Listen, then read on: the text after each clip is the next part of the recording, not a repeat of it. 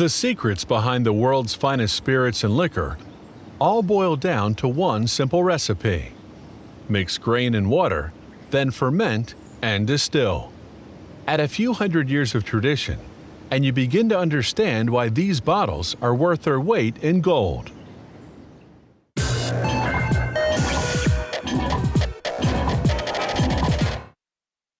The principle of distillation was known to ancient Romans who mastered the process.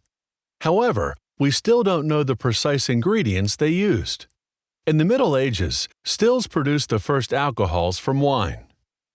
The 7th century saw people making ethyl alcohol, and by the 15th century, the process was further refined, leading to the production of today's brandy, bourbon, cognac, and whiskey.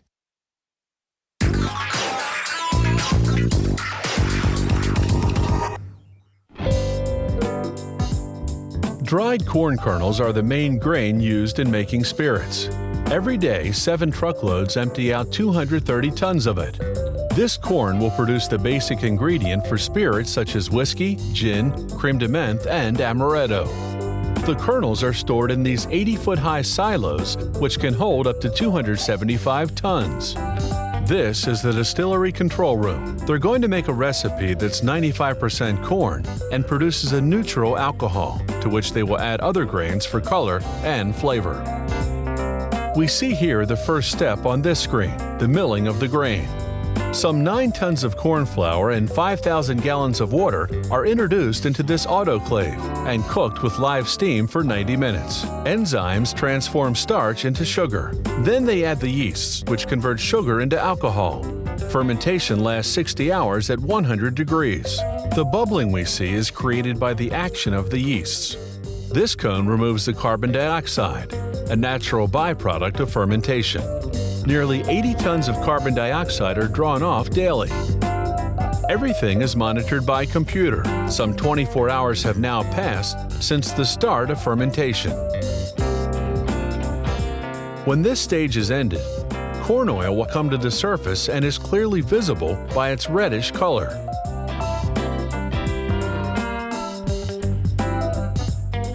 The fermented mash has a 13% alcohol content. They now move on to the next step, distillation, which condenses the vapors of the mix. It's in this 3-column distillation system, at a temperature of 185 degrees, that the mash ferments and is distilled by live steam to separate the alcohol. All the distillation columns are continually monitored.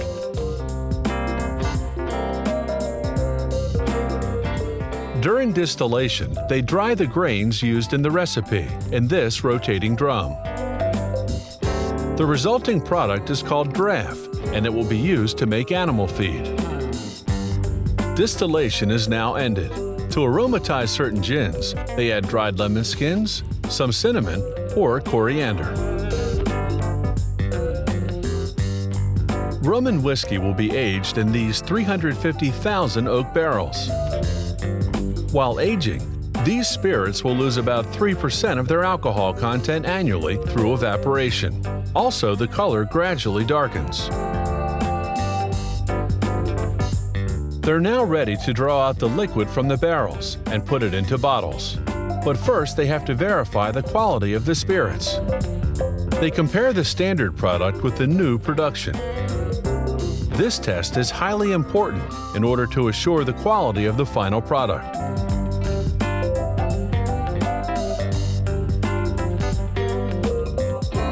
Bottling begins. Here, 140 750 milliliter bottles of rum and spirits are filled every minute.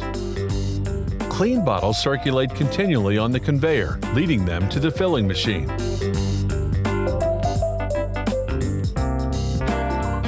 Bottles are filled automatically by this machine.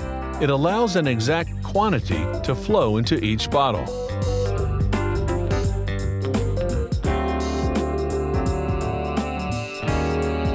The next step? A capper places caps on the bottles and crimps them onto the necks. Then the sealed and labeled bottles head for the packaging department.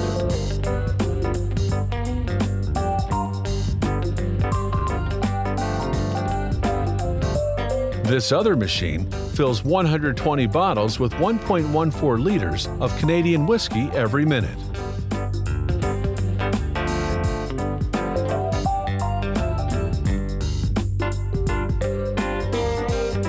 In this distillery, some 20 different spirits are produced. With 37,000 tons of corn kernels, they produce 44,750,000 bottles of spirits annually.